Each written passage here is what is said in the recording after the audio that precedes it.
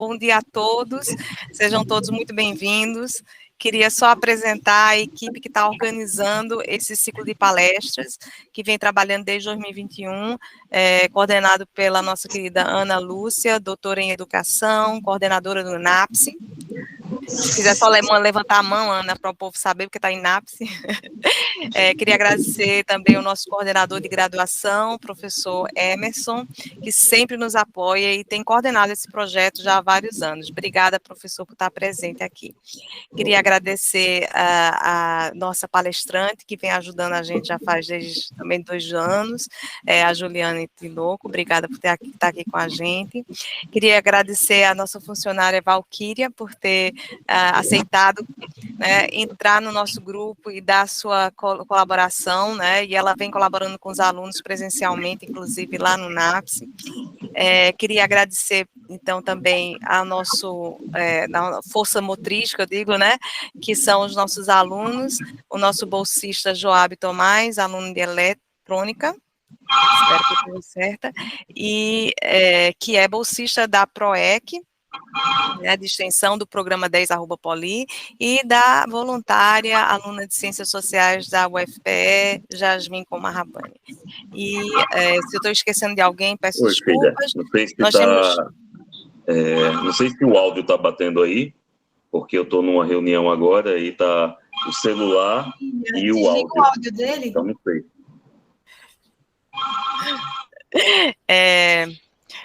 Ótimo. E aí eu não posso deixar de mencionar também Merlin, a nossa outra coordenadora, que faz parte da FCM e da Fafiri, e esse é um projeto que Juliane conheceu inicialmente muito interno da Poli, agora está se expandindo, ela está muito feliz, porque está oficialmente trabalhando junto com a FCM, que é a Faculdade de Ciências da Medicina, né, Ana, e das Ciências Médicas, e a Fafiri, também, que tem um curso muito renomado em psicologia. Então, estou muito feliz. Se Deus quiser, em breve, com os contatos de Jasmin, teremos um acordo também com a UFPE também, porque aí fica mais ampla ainda a nossa atuação. Eu vou já dando boas-vindas a todos, agradecendo a presença, mas eu vou passar a palavra para a Jasmin, que vai estar introduzindo, né, os que vão falar hoje, e depois, então, a gente dá início. Segundo Alexandre, ele sempre diz, vamos prestigiar os pontuais, então vamos iniciar no horário correto. E só para todos saberem, o evento está sendo gravado, tá certo? Então, e vai ser disponibilizado pelo YouTube da instituição. Olá, pessoal, boas-vindas, bom dia. Novamente, sejam todos bem-vindos. É com imenso prazer que damos início à 7ª edição do ciclo de diálogos sobre saúde mental na Universidade do Fórum 10. E eu sou Jasmin Rabani, já fui introduzida, né, mas introduzindo novamente para quem está chegando. Sou aluna da UFPE e voluntária do projeto da Prograde. E estou responsável por essa pequena introdução do nosso evento de hoje. A gente tem como moderadoras a pedagoga e coordenadora do Núcleo de Apoio Psicopedagógico Inclusivo, que é o NAPSE, a doutora Ana Lúcia Miranda, e a professora líder do Grupo de Desenvolvimento Seguro e Sustentável, que é o 10, doutora Emília Coman-Rabani. Esse ciclo de hoje vai ser conduzido pela nossa ilustre palestrante, psicóloga clínica e especialista, Juliane Tinoco, tendo como tema os principais transtornos psíquicos identificados em estudantes e professores. Ao fim do evento, a gente vai liberar o formulário para o pessoal colocar presença, e é assim que vocês vão receber o certificado. E agradecemos desde já a todos que preencherem o formulário no final. Dessa forma, agora eu passo a palavra para a doutora Emília, que fará a abertura do nosso evento, e depois para a doutora Ana Lúcia, que introduzirá o nosso projeto. Um bom evento a todos. Muito obrigada, Jasmin, querida. É com grande alegria que a gente está aqui hoje. Primeiro porque eu estou com esses amigos e colegas tão queridos, né, trabalhando juntos num evento que eu acho que vai servir para todos nós, para falar de um tema que às vezes se torna um tabu numa escola de engenharia, mas que é uma realidade que a gente está enfrentando, e a gente precisa conhecer o assunto cada vez mais para poder até entender e poder usar nossos conhecimentos de uma forma mais adequada. Então, estou muito feliz de estar aqui com todos vocês.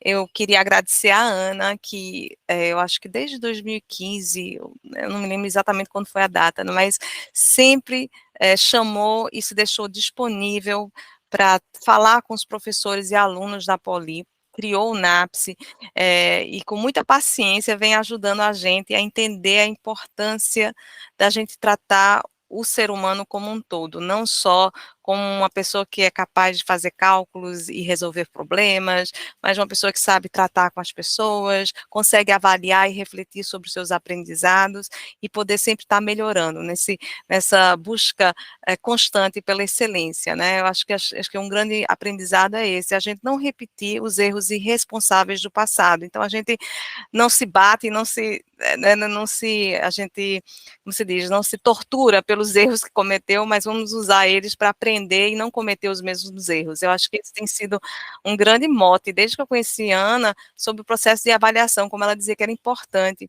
E aí, não posso deixar de dizer esse agradecimento, Ana, por todo esse seu empenho, com muita paciência, calma, participação em palestras, você vem apresentando para a gente a importância disso. Então, eu como líder do 10, só posso dizer que estou muito feliz, nós somos um grupo com 170 membros atualmente, entre alunos, professores, funcionários, não só da UPE, mas de outras instituições, como a Federal de Pernambuco, a Rural, a Unicap, nós temos participantes também de universidades estrangeiras, como o CSU, Universidade do Minho, Tecnion.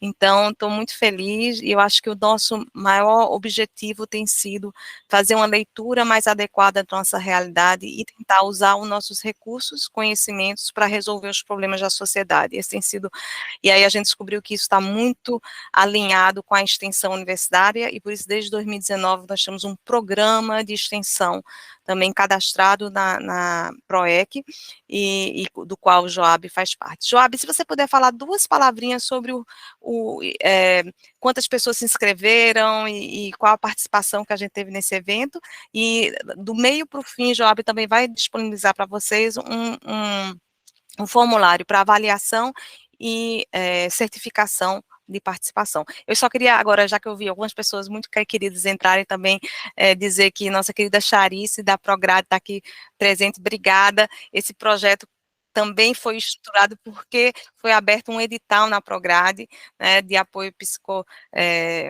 psicossocial, e que Ana, com muita propriedade, decidiu participar, e fico muito feliz, e nos convidar a participar. Então, Charice, obrigada, mando nosso agradecimento ao nosso pró-reitor Hernani por essa oportunidade, agradecer a presença do professor Irã, que é o nosso coordenador de extensão, e deixa-me ver se eu devo ter esquecido um bocado de gente, então passo, Joab, duas palavrinhas aí para você dar um relato aí do extrato de inscritos no evento de hoje.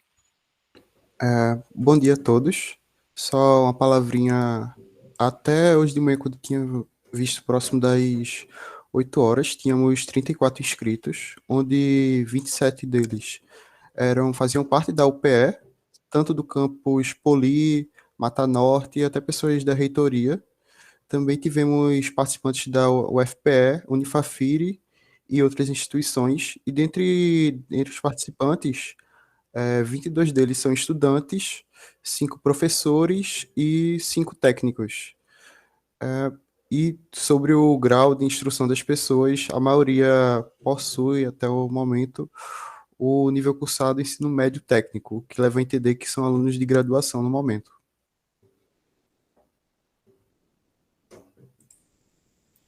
Obrigada, Joab, querida. Então, passo a palavra agora para a nossa coordenadora do NAPSE, Ana. E, Ana, se você quiser passar a palavra para a Emerson também, porque eu acho que é muito importante que a Emerson também dê uma palavrinha também para ficar registrado.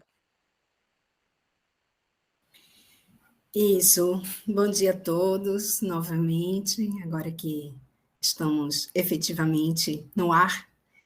Bom dia a todos e todas. Gratidão a essa equipe.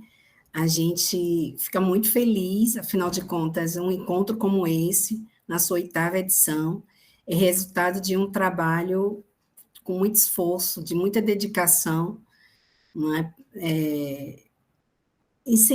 Estimulado, não é? Por alguém que é muito sensível à necessidade de humanizarmos o processo de ensino-aprendizagem lá atrás, há quase 14 anos, nos ajudou a implantar o NAPS. Né? O NAPS é um núcleo de apoio, não é um programa de pesquisa, é um núcleo de apoio e assessoria à coordenação de graduação, e na então gestão do professor Zé Roberto, naquele momento vice-diretor da instituição, nos ajudou a fazer o que o NAPS é hoje. Né? Além dessa ação, o NAPS também coordena outras ações, muito conhecida pelo estudante, que é de monitoria, mas nos bastidores ele se justifica, o Núcleo de Apoio Psicopedagógico Inclusivo se justifica para estar ali no apoio à integração, à inserção e ao acolhimento do estudante da Escola Politécnica. Então, a gente agradece muito a participação dos que estão chegando agora, a esse edital. Também faço aqui minhas as palavras da professora Emília, agradecer ao professor, à frente, né, da Prograde, o professor Hernani, que em 2020, muito sensível, antes mesmo da instalação da pandemia, com sua equipe, chama-nos, inclusive a gente, para estarmos juntos, promovendo ações voltadas à saúde mental da nossa comunidade universitária. Então, estar aqui hoje, nessa 8ª edição, significa que sim, é possível ressignificarmos o fazer pedagógico, olharmos para o estudante, olharmos para o professor, de uma forma a encontrar a humanização necessária para que a aprendizagem se efetive. Então, gratidão, Emília, por acreditar nesse processo e por permitir que eu esteja aí incluída no programa no 10, né, o Desenvolvimento Seguro e Sustentável. Agradeço aos que fazem o NAPS hoje, a Luiz Henrique, que aqui se encontra, estudante ainda da educação básica, mas com um futuro promissor, muito preocupado e que faz hoje um acolhimento muito especial lá no NAPS, ainda que esteja como estagiário, e a nossa querida Valquíria, que chega para agregar a equipe, né, com sua formação, vem nos ajudando e acolhendo essa comunidade que nos busca tão necessitada, tão em sofrimento, Juliane. Né? Hoje nós encontramos no NAPS uma busca, um estudante que nos buscam por sofrimento. Antes recebíamos para compartilharmos as alegrias de estar na universidade fazendo engenharia. Infelizmente, hoje nós recebemos a cada dia um estudante que chega em sofrimento, pedindo socorro por não estar conseguindo emocionalmente lidar com esse processo de transição. Então, desde já, também deixo meu agradecimento ao professor Emerson, nosso coordenador setorial, portanto, meu chefe imediato, que vem escutando as minhas lamentações e atendendo as minhas demandas, ainda que as mais impossíveis no momento, quando eu chego pedindo ajuda para que a gente possa acolher esse estudante. Então, hoje é mais um momento especial para que a gente apresente a Escola Politécnica como, de fato, uma instituição preocupada com a saúde mental de sua comunidade. Professor Emerson. Obrigado, professora. Eu fico muito feliz assim, em ter participado no início desse processo, porque é algo que a gente vinha conversando há muito tempo dentro da escola, quer dizer, desde a época que eu era estudante, na verdade, de matemática, a gente já percebia a necessidade de trabalhar não aquela somente, como era o padrão até 2 ou 3 décadas atrás, as chamadas hard skills, que são as habilidades em matemática, em cálculo, as habilidades que geram, de fato, o técnico, o engenheiro, o matemático, o profissional. Mas também a importância de trabalhar com o que hoje se convencionou chamar de soft skills, que são aquelas habilidades de relação interpessoal, de relação entre professor, aluno, suas habilidades, sua comunicação, sua expressão oral e escrita, como parte fundamental da sua formação, não só como profissional, mas principalmente como pessoa humana, como cidadão. Então, fico muito feliz de ter participado desse processo desde o início, assim, eu vejo isso como uma das marcas que a gente vai deixar para a universidade para as próximas gerações, ter começado esse trabalho aqui. Nesse ponto, eu fico muito satisfeito em falar todo o acolhimento que o estudante atualmente tem, que na nossa época, eu estou vendo aí tua filha, Emília, ela certamente já teve esse acolhimento dentro não só de casa, mas também na universidade. Meus filhos também tiveram e a gente não teve. E isso faz uma diferença significativa na nossa formação.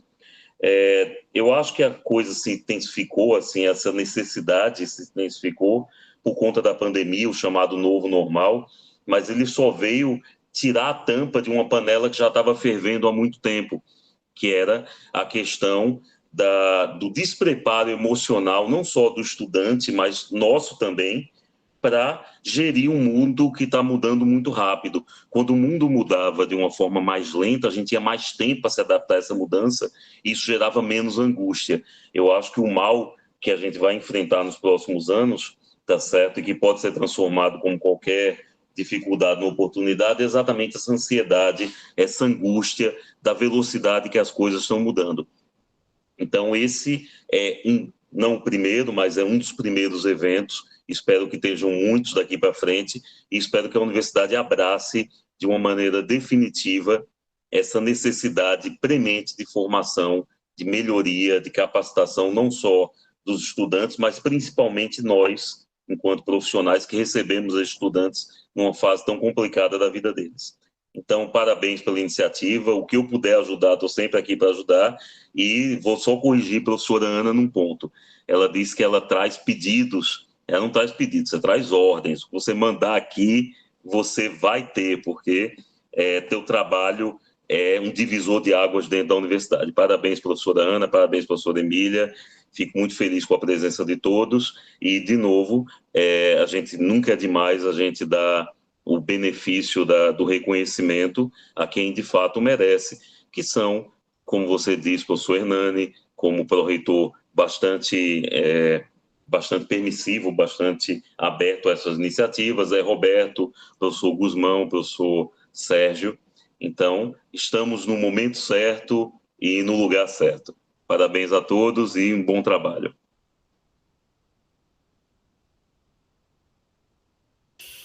Exato, acho que comigo, não é isso? Agora, isso. E para trazer, abrir o espaço para a Juliane conversar um pouco conosco, a gente precisa contextualizar, não é? Então, as ações promovidas pelo NAPS, as ações provocadas, eu diria até, e Emília, nossa, é parceira, sabe, desde sempre, da necessidade de ampliarmos, né, Emília? De convocarmos mais e mais especialistas para conversar conosco sobre demandas que nós mesmos não conseguimos, nós chegamos até a Fafiri, né? Na verdade, Juliane Tinoco, aluna da Fafiri, terminou o curso, hoje já atuando com muito profissionalismo. Naquele momento, conversávamos há um tempo atrás sobre a importância também dessa coordenadora buscar o conhecimento nessa perspectiva mais específica, né, do psicossocial, na verdade, ampliando não só o psíquico, mas trazendo para o social também. Cheguei à Fafiri como estudante, conheci a professora Marilyn, um ser humano iluminado, né, um ser humano muito comprometido com a saúde e o bem-estar do outro, né? Na época, coordenadora do curso da Fafiri, mas também nossa colega, professora do curso de Ciências de Saúde Coletiva da Faculdade de Ciências Médicas, da FCM-UPE.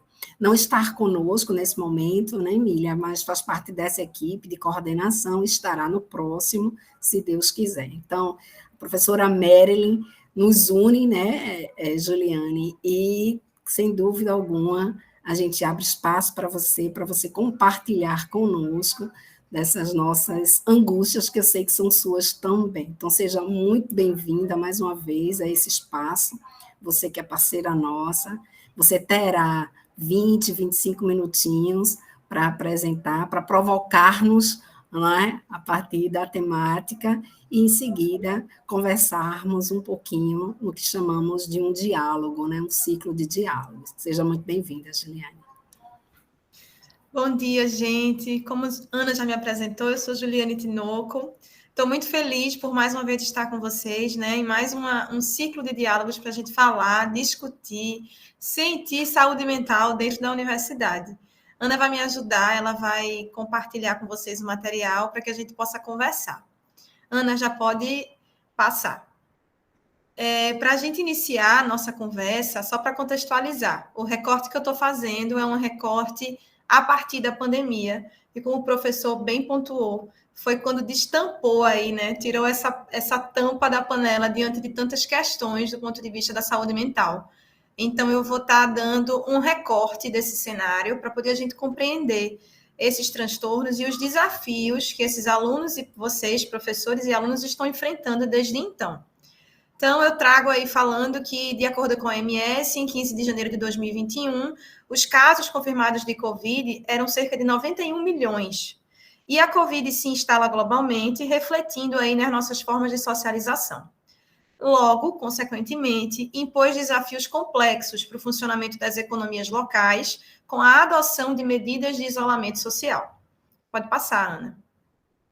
A gente já traz esse cenário, né, em março de 2020, pelo menos aqui em Recife. Eu lembro da data até hoje, 15 de março, era um domingo, o governo do estado anunciou que a gente teria que ficar em casa desde então. E aí se instaurou alguns sentimentos. Quais foram os principais sentimentos que surgiram como isolamento social fruto da Covid? Medo, incerteza e insegurança. Nesse momento, a gente não sabia exatamente o que estava acontecendo, para que caminho a gente ia seguir, o que estava por vir, como é que a gente ia sair de casa, como é que a gente ia socializar, como é que a gente ia ter a nossa rotina normal, né, como a gente tinha antes da pandemia.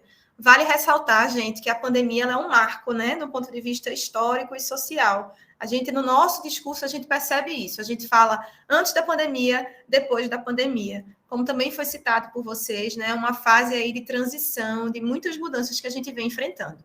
Então, eu acredito que todo mundo aqui deve se identificar com esses sentimentos: medo, insegurança e incerteza.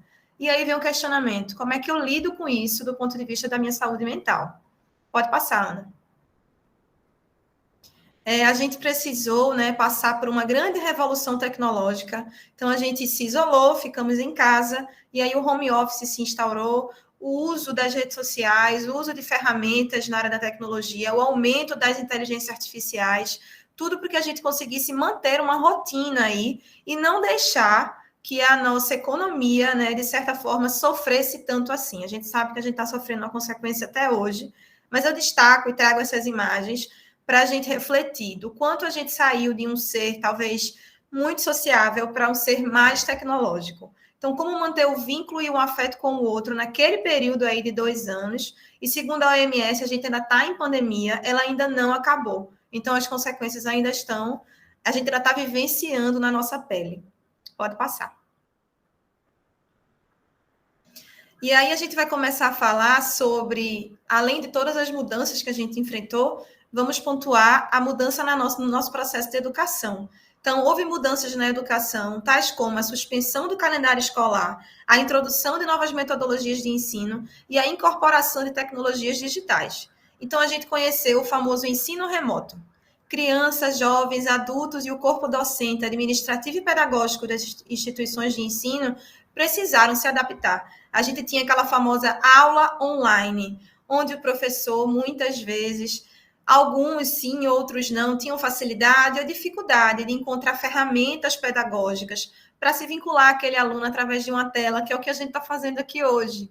A gente sabe que a tecnologia, ela esbarra a questão geográfica, né? Deixa de existir. Então, surgiu aí essa principal mudança na educação, que foi da educação básica à educação a nível superior. Pode passar, Ana.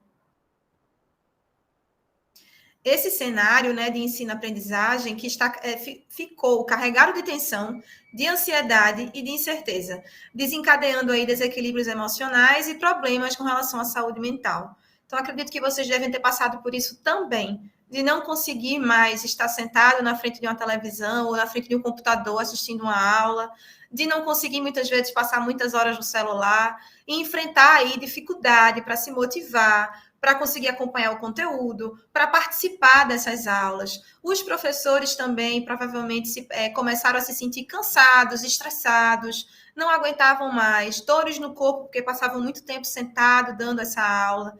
E aí eu destaco para vocês até um diagnóstico que surgiu na pandemia, que se chama fadiga do Zoom.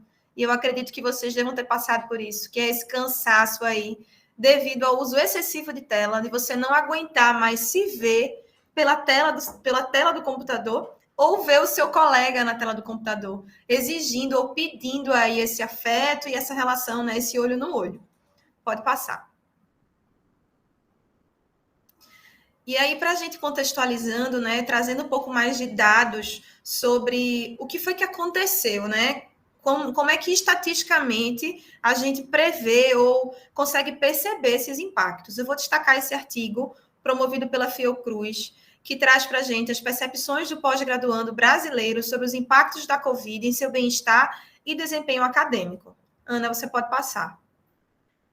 E aí eu vou destacar essa tabela para a gente já começar a se aproximar desses transtornos e o que é que estava acontecendo, né, na época. A pesquisa ela foi feita num total aí de 5.985 alunos, norte, nordeste, sudoeste, sul e centro-oeste do Brasil. E aí a percepção que eles tinham sobre o estresse e a saúde mental. 82% diziam que se sentiam desmotivados, 79% diziam que tinham dificuldade de se concentrar, 62% apresentavam crise de ansiedade, também 62% tinham dificuldade para dormir, 33% tiveram que procurar ajuda psicológica e 17% fez uso de alguma automedicação. Os diagnósticos, né, de problemas psicológicos, aí a gente já vê uma diferença aí. 47% disse que não recebeu nenhum tipo de diagnóstico. Em compensação, né, 46% disseram ter sido diagnosticados com ansiedade, 17% com depressão, 5% com pânico e 1% apresentaram problemas para dormir. Além disso, a gente conta com relação ao desempenho acadêmico. Então, esse recorte é feito aí com relação às alterações do projeto de pesquisa. 37% precisaram fazer pequenas alterações, 35% alterações significativas, 20% disseram não precisar fazer nenhuma e 9% precisaram modificar o seu projeto. E eu vou destacar agora um recorte clínico da minha experiência em consultório, onde eu recebi um rapaz nesse processo aí de doutorado, de mestrado, e ele precisou adiar esse processo na pandemia, e foi muito angustiante para ele não conseguir esse sonho, né? Que eu acredito que o mestrado, o doutorado é um projeto de vida, muitas vezes também, profissional e de vida, e ele precisou aí se encaixar nesse processo de ansiedade, depressão, até conseguir se equilibrar e retomar as atividades 2 anos depois. Então, eu trago para que a gente veja que isso está muito próximo da gente e que provavelmente vocês também devem ter ou vivenciado ou conhecido pessoas muito próximas que passaram por essa situação. Aqui eu já destaco, gente, os transtornos principais que a gente destaca tanto nos alunos quanto nos professores. A ansiedade, a depressão e a síndrome do pânico. E aí, para contextualizar rapidamente, né, a ansiedade ela é um sentimento natural. Todos nós vamos sentir. Ela é necessária, inclusive, porque mantém a gente alerta e mantém a gente atento às coisas que a gente precisa fazer.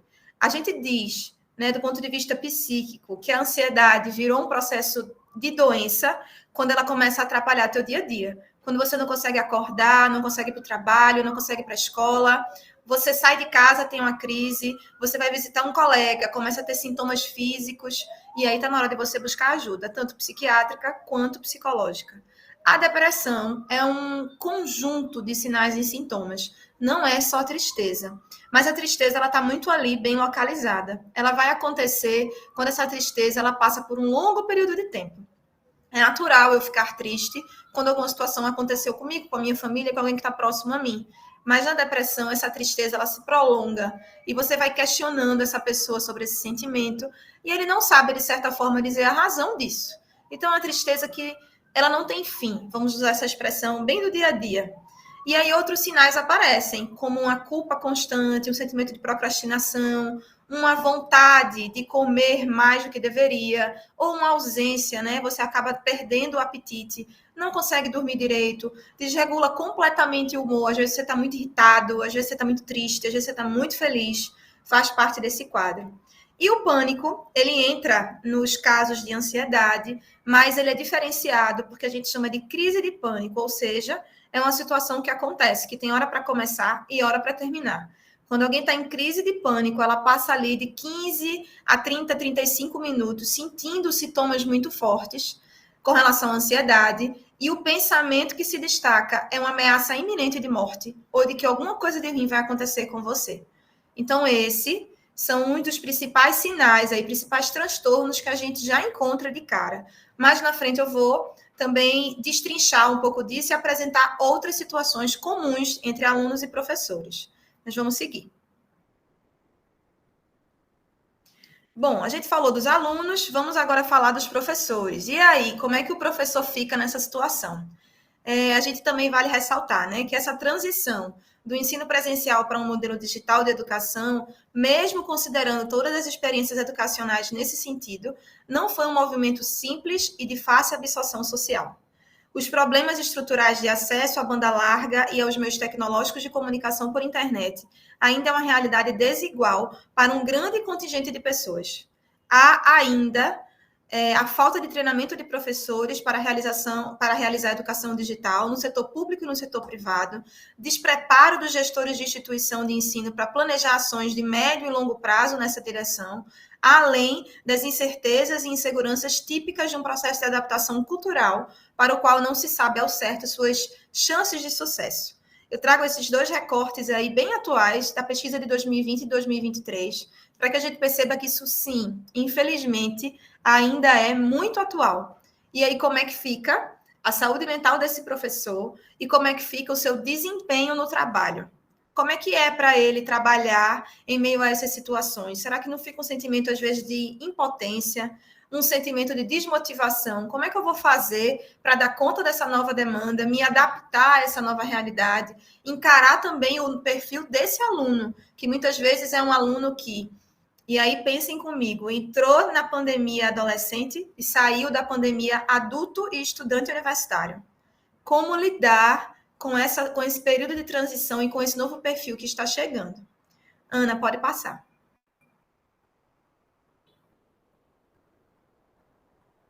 Para a gente compreender melhor, né, essa prática ou essa questão laboral, eu estou destacando dos professores, mas subentendam também que isso é em qualquer profissão e também em qualquer atividade que você vai realizar que se caracteriza como uma atividade laboral de trabalho. A gente fala que para você garantir aí o sentimento de gratificação e de motivação, é necessário que 3 dimensões da tua prática, do teu dia a dia, estejam equilibradas. A dimensão afetiva, a dimensão ética e a dimensão política. A dimensão afetiva é os teus relacionamentos. O de você conseguir criar vínculo com o aluno, ou o aluno conseguir criar vínculo com o professor, com os funcionários da instituição, o professor conseguir estabelecer vínculo com os colegas de trabalho e o sentimento de pertencimento ao local que ele trabalha. A dimensão ética fala das condições desse trabalho. Como é que é a tua sala de aula? Como é que é a questão do teu acesso à internet, né? Pensando aí na pandemia. Como é que está, né, a questão ética do ponto de vista da instituição? Como é que a instituição olha para você, professor? Quais são as condições que ele te dá para que você consiga trabalhar? Qual é o clima do local que você trabalha?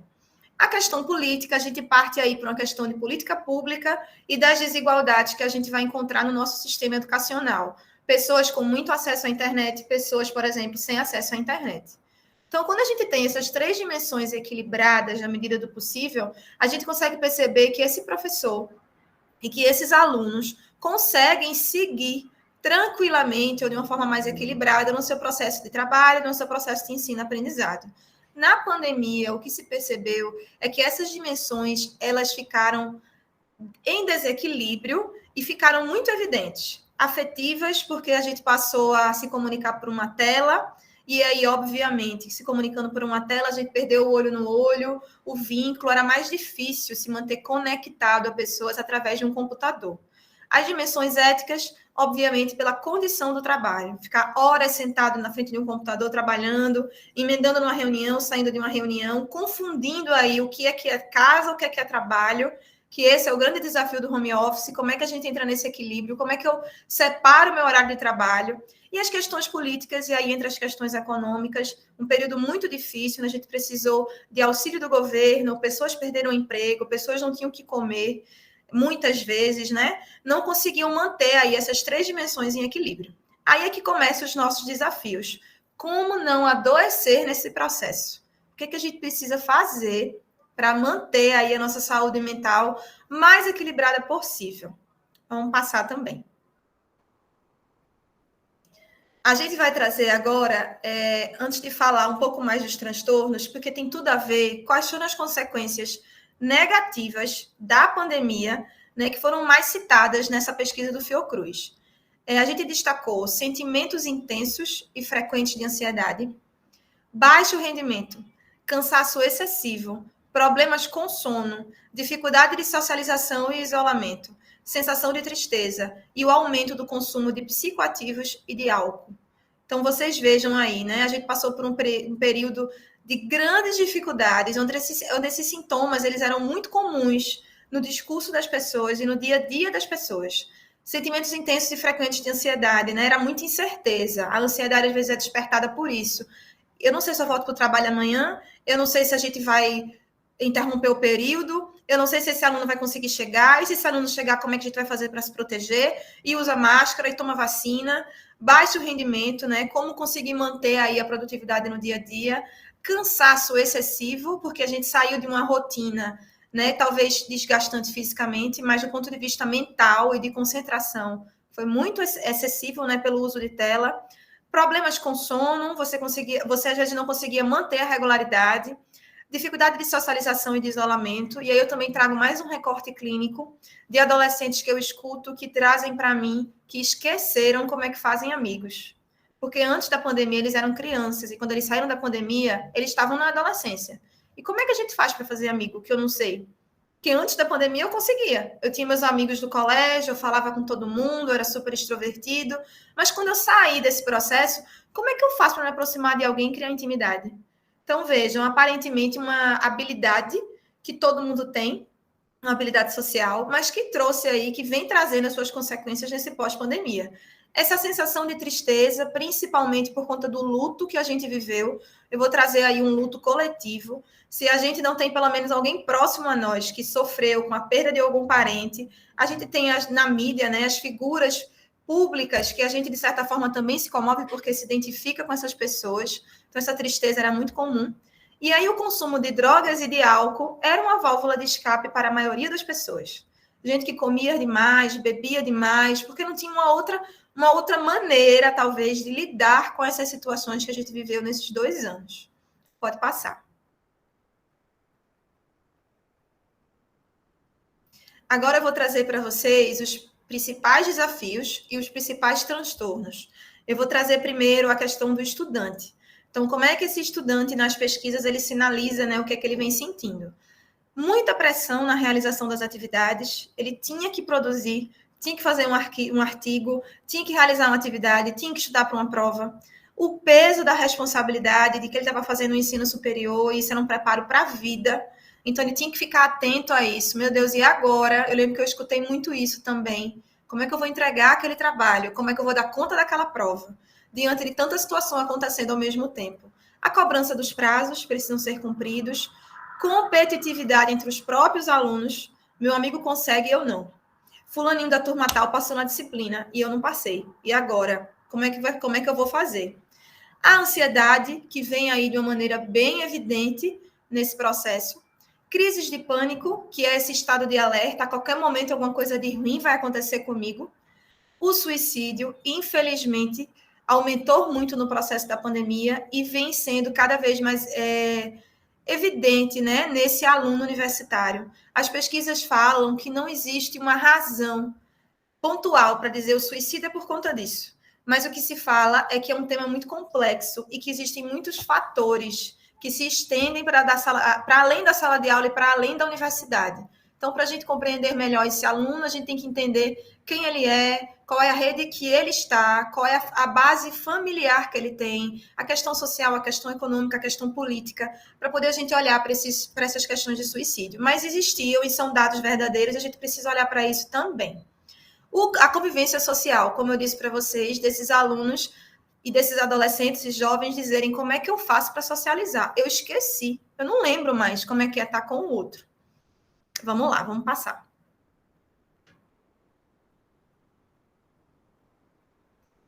agora eu vou trazer para vocês os professores. Também a gente encontra, né, pressão na realização das atividades, nessa questão, né, curricular, de ter que dar conta aí de publicações, de orientações de aluno e ainda dar conta da sala de aula, de precisar ensinar para essas pessoas. Também cobrança de prazo e do ritmo da produção. E aí, gente, uma coisa que ficou muito evidente, né? Não dava para produzir na pandemia como a gente produzia antes, porque era um outro cenário. E a gente precisou se adaptar com relação a isso. Eu lembro que eu sempre conversava desse jeito. O que é que dá para fazer hoje? Não adianta eu ficar pensando no amanhã ou ficar pegada ao passado. Ah, mas antes da pandemia eu estudava 8 horas por dia. Mas você não está no momento de antes da pandemia, você está no hoje. O que é que dá para fazer hoje? Depressão, sim, é muito comum entre os professores. Ansiedade, crise de pânico, estresse agudo e transtorno pós-traumático. Eu sinalizo aí o transtorno pós-traumático como esse processo da pós-pandemia, né? O que é que a gente vem vivendo hoje. De professores, acredito que eu não posso afirmar do ponto de vista universitário, mas pela instituição de base, que é o que a maioria das pesquisas trazem, de professores do ensino básico que não querem voltar para a sala de aula, que não querem estar em contato com esse aluno, e que, claro, além de uma questão pessoal, pela sua história de vida, mas alguns trazem no discurso devido às consequências da pandemia. Então, isso também ficou muito evidente. Sim, no dia do contra-cheque, acabei de ler, professor. E aí, gente, vamos para alguns questionamentos, porque eu quero provocar vocês. Estaríamos vivendo um período de transição e uma possível reconfiguração dos modelos educacionais pós-pandemia? Como é que fica, né, a nossa relação professor-aluno, aluno-professor? Quais são as estratégias pedagógicas? E aí, Ana, me permita entrar um pouco na sua área. Se você quiser complementar depois, pela sua experiência, fique muito à vontade. Mas eu trago esse olhar. Será que a gente não precisa adaptar, como o professor falou no começo, olhar mais para esse aluno como um ser integral, como esse ser humano? Não dá mais para ficar só na matemática, no português, na história. E os outros elementos que ele vem carregando? Qual é o papel da universidade nesse sentido, né, nessa relação com esse aluno? Pode passar. Pensando aí nesse questionamento, eu trago para vocês algumas estratégias para a gente refletir. Será que não está na hora da gente focar, além dos aspectos cognitivos, também nos aspectos emocionais e sensoriais do desenvolvimento humano? Ou seja, esse meu aluno, cognitivamente, pedagogicamente, ele está ok. Mas como é que ele está emocionalmente? Como é que ele chega na universidade? E do ponto de vista sensorial, será que não existe outras formas de aprender? Existe uma outra maneira de você entrar em contato com o conhecimento? Será que não está na hora, né, no pós-pandemia, acredito que isso ficou muito evidente, a gente promover mais atividades coletivas que vão promover o vínculo e a interação desse aluno com esse professor ou desse aluno com essa profissão que ele vai encarar? Então, vamos utilizar alguns verbos: tocar, manejar, sentir, perceber, e utilizar, por que não, os 5 sentidos para que eu possa aprender e estabelecer esse vínculo, o vínculo e a interação com essa instituição de ensino. Será que também não está na hora de experimentar vivências ao ar livre, sair um pouco desse formato da sala de aula, vivenciar outras coisas? Compartilhar também expressões mais sutis da vida e do cotidiano, bem como da nossa vulnerabilidade. Imagina, chegar hoje e dizer, gente, eu não estou bem. E aí, se o aluno chega para você e traz esse recorte? Ou de um professor em sala de aula que diz, olha, hoje eu não estou bem. Como é que a gente lida com isso? Né? Da gente conseguir expressar mais valores éticos e morais para ir caminhando coletivamente, né, nesse espaço que a gente está construindo. E o respeito às diversidades. Todo mundo é diferente. Na sua individualidade, ninguém é igual. Então, cada um encara aí a universidade, o pós-pandemia, de um jeito diferente. Vamos passar. E aí vocês devem estar pensando assim, eu estou numa escola de engenharia, como é que eu faço? Porque a gente trouxe aí várias possíveis estratégias, mas como é que eu faço isso? E aí eu destaco para vocês o que vocês já estão fazendo, que é a gente encontrar esse espaço de escuta, de acolhimento. O professor Emerson acertou, a palavra é exatamente essa, acolhimento, e um espaço de cuidado. Então, é a gente sair do ter, do ser e ir para o estar com. Nós estamos uns com os outros aqui nesse espaço de diálogo. A gente vai poder se ouvir. Então, uma das estratégias que a gente pode utilizar, além das que foram citadas, é desse espaço de fala, onde as pessoas vão poder se ouvir e falar um pouco dos seus sentimentos, né? Quando a gente compartilha o que a gente sente, a gente cresce junto, porque a gente se identifica com o outro. E às vezes o outro está trazendo para a gente recortes ou situações que a gente também já passou. Então é uma troca, né? É o estar com. Ana, pode passar.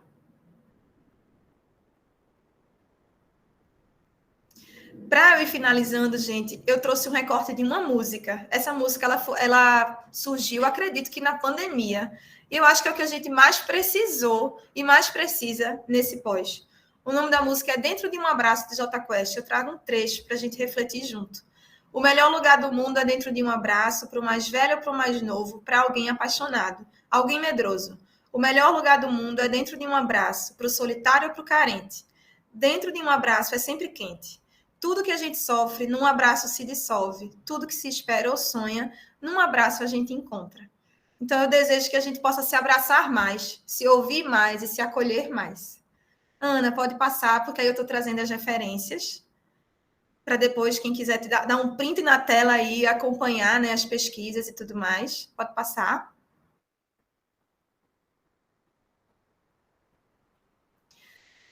E é isso, gente. Obrigada.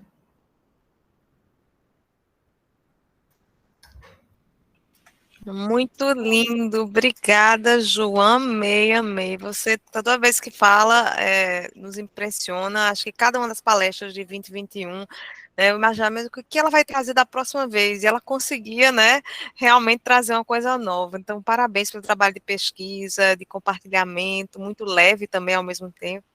Então, obrigada. Vou passar a palavra para a nossa coordenadora do NAPSE, Ana, para dar continuidade para a parte da mediação da discussão, se alguém tiver alguma pergunta.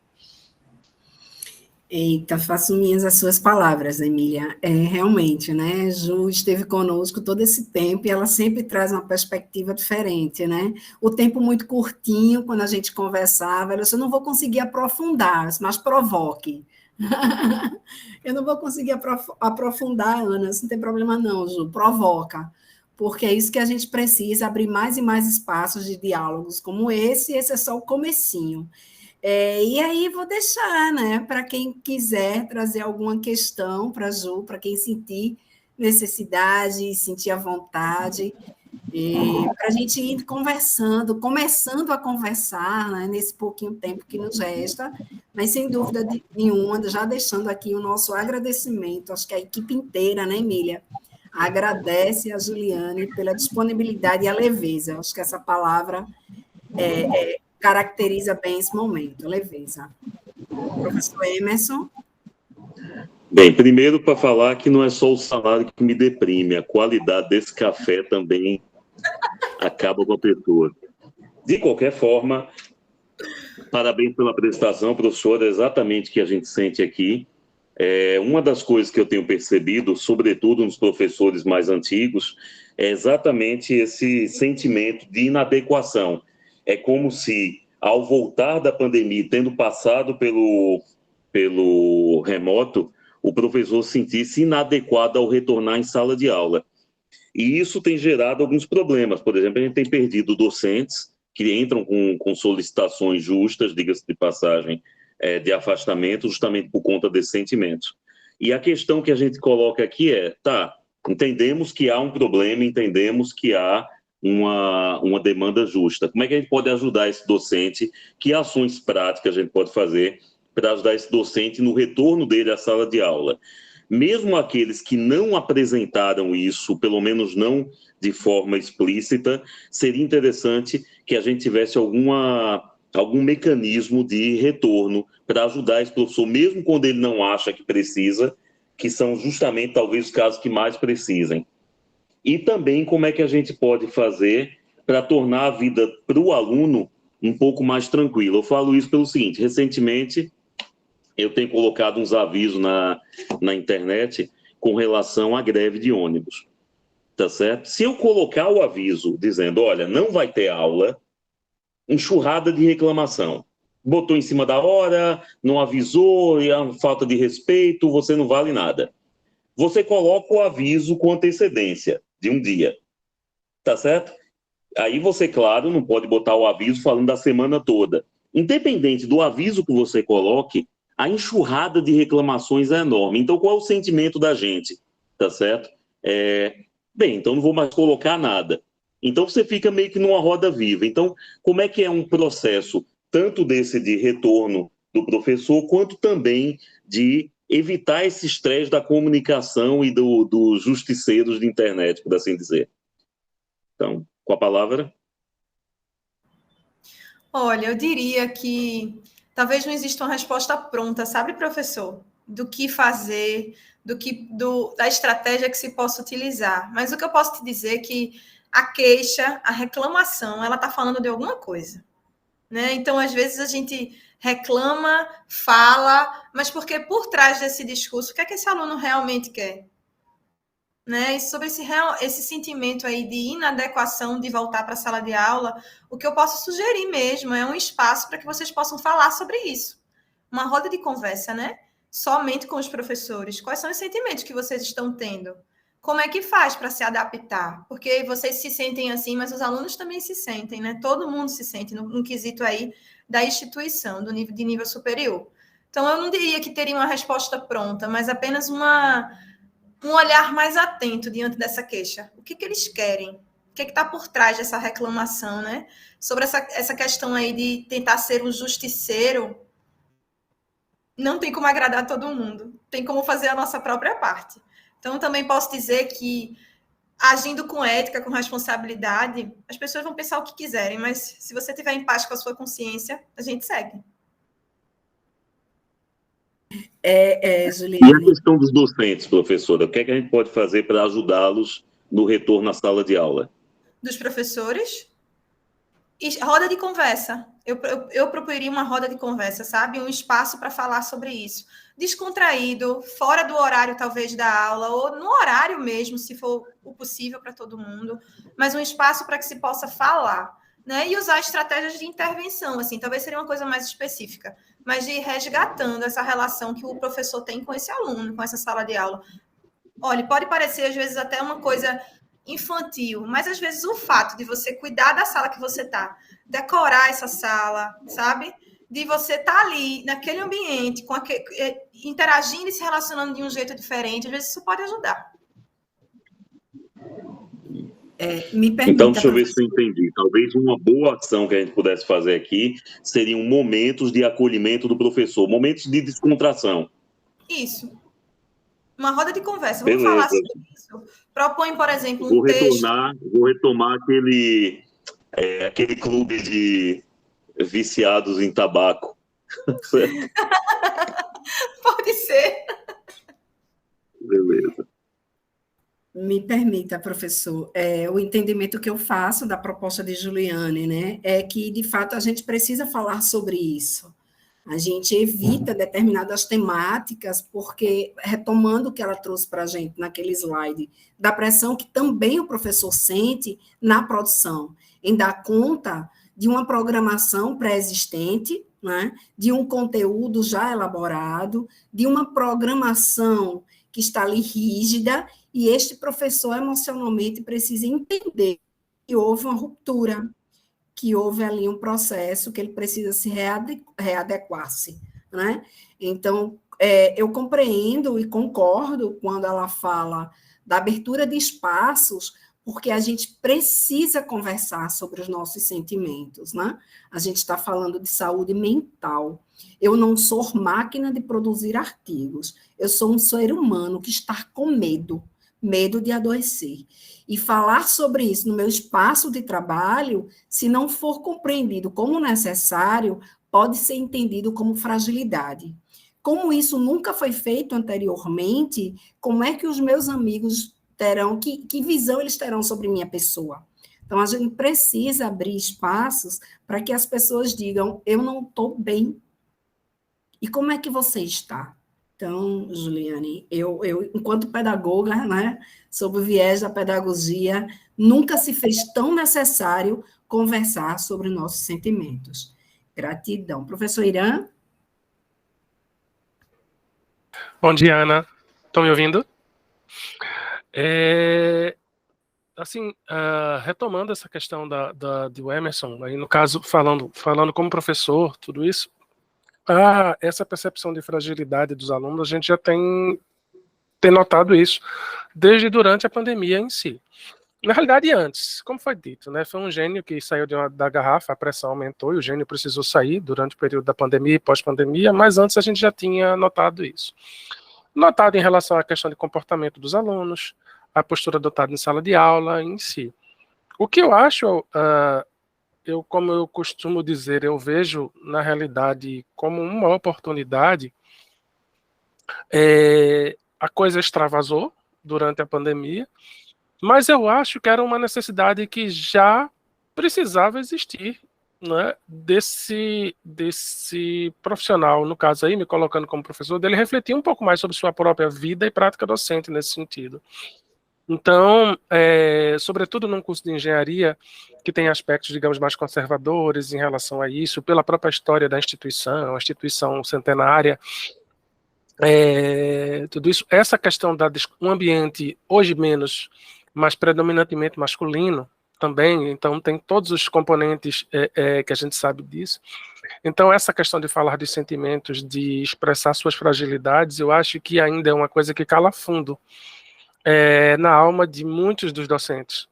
Ele fica complicado. A possibilidade de fazer, de alguém, por exemplo, perceber ou descobrir que esse professor também faz terapia ou que precisa fazer terapia. Eu costumo brincar, né, que no mundo você tem 2 tipos de pessoas: aquelas que fazem terapia e aquelas que precisam fazer terapia.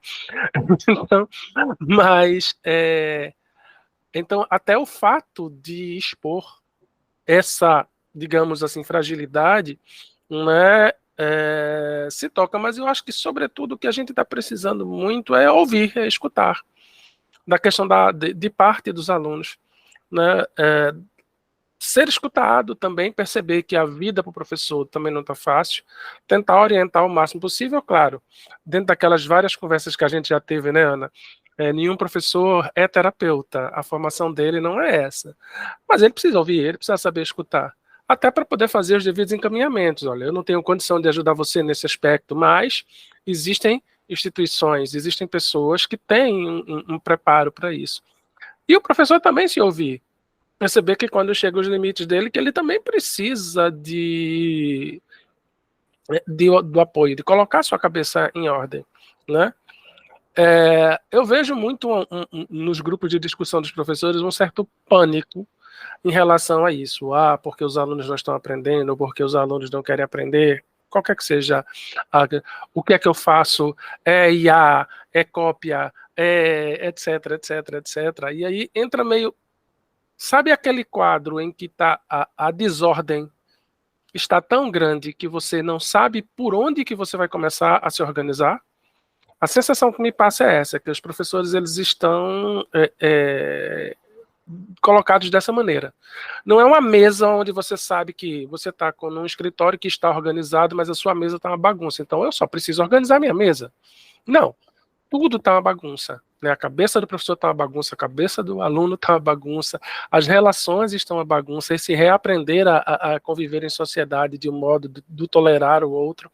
Ainda por cima, a gente teve a questão da pandemia, não só, e ainda essa questão dos extremismos políticos no Brasil, dos dois lados, de ambos os lados, não estou aqui colocando nada para nenhum grupo específico, certo? Então, virou nós contra eles, os eles contra nós, essa coisa. Então, isso também não ajudou muito, né? Nesse sentido. E aí a pergunta que eu acho que é muito parecida com essa questão do Emerson, que eu teria a fazer era justamente isso. Como é que eu vou acender, como é que eu vou dar esse fio de Ariadne para que esse docente, né, comece a arrumar essa bagunça de alguma maneira? Ele precisa tirar o nariz, ele precisa colocar a cabeça para fora d'água, não é só o nariz, a cabeça para fora d'água, para conseguir se organizar, para aí poder pensar também em compreender esse outro lado do discente, do aluno, e a gente começar a ter uma relação, estabelecer uma relação melhor, não só de convivência, mas como, sobretudo, uma relação melhor profissional, de vida, de tudo isso. Aquela questão de um ambiente ficar, de fato, mais leve. Certo? Professor Irã, respondendo também, né? Acredito que não tem uma resposta fechada para isso, mas eu acho que o pontapé inicial é começar a convidá-los para falar sobre isso. Por exemplo, acredito que muitas vezes só de saber que tem um espaço de escuta ali, um espaço de acolhimento, mesmo que ele não queira, ou o professor não queira ir, mas ele sabe que existe. Isso já é um grande avanço. Ele sabe que se ele precisar, ele pode chegar e compartilhar, ou que vai existir esse grande momento aí.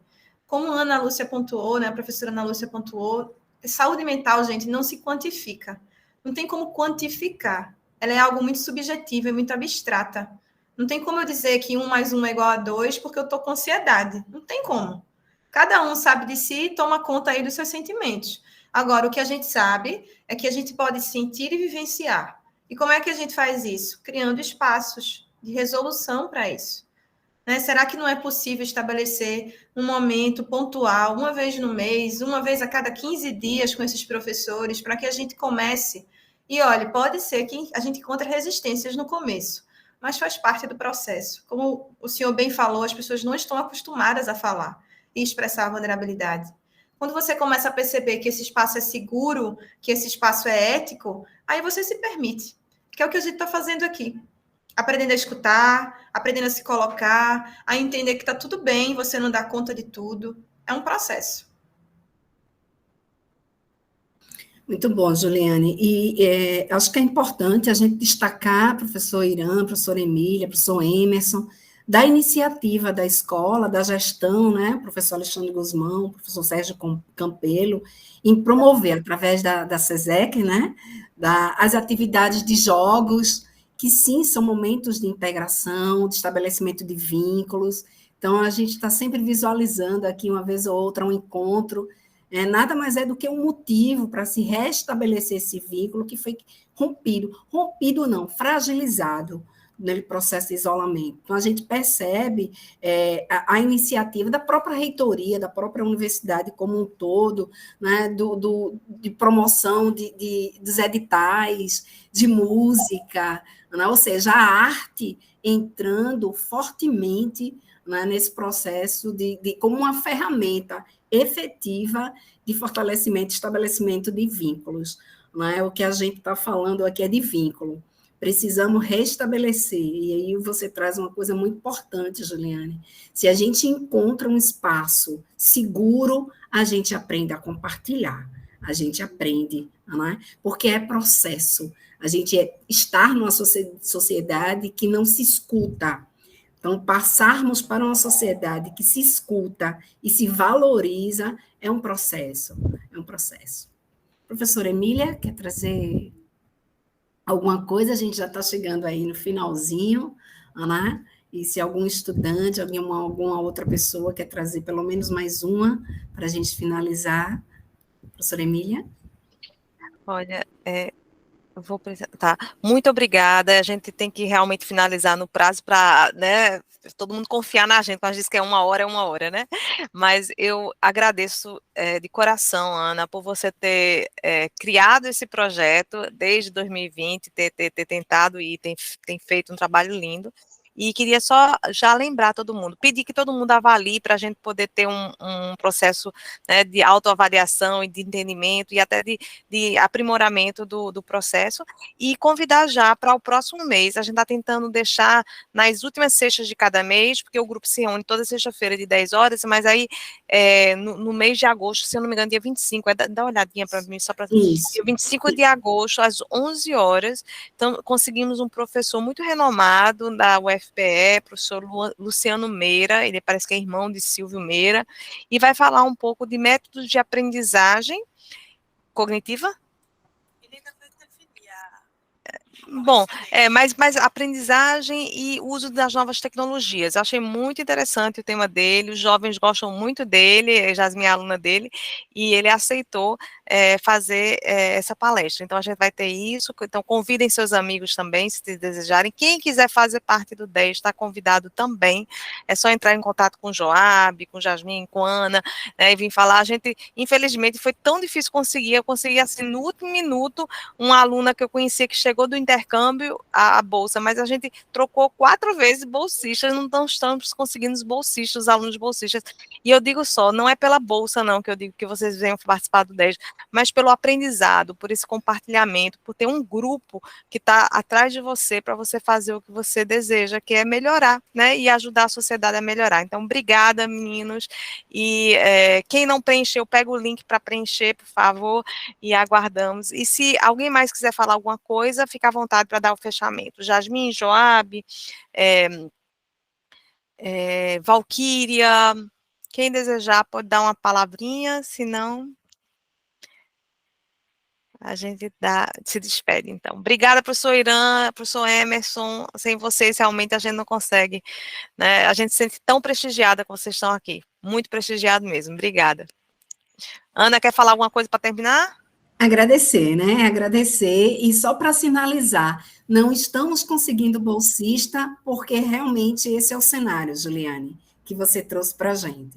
O nosso estudante, ele não se sente seguro ainda para retomar um ritmo a ponto de se envolver em projetos de extensão e pesquisa. Isso é um fenômeno que a universidade precisa ter muita atenção, porque nos chamará aí para umas demandas novas. Então, gratidão mais uma vez, gratidão a essa equipe linda, essa juventude, que eu tenho certeza absoluta que irá ressignificar todo o ensino. Eu acredito nisso, ressignificar todo esse processo de ensino e de aprendizagem, né? E ensinar para a gente como fazer diferente. Então, gratidão a todos vocês, a gratidão à equipe NAPS, que está aqui nos bastidores, por fazermos da Poli um espaço mais humanizado. Juliane? Na verdade, eu quero agradecer, gente. Agradecer o convite, agradecer a interação de vocês. Sou muito grata por essas oportunidades. Assim, eu aprendo também muito com essas rodas de conversa, de diálogo. É na troca que a gente cresce. Obrigada. Obrigada e bom dia a todos. Bom final de semana também. Um abraço.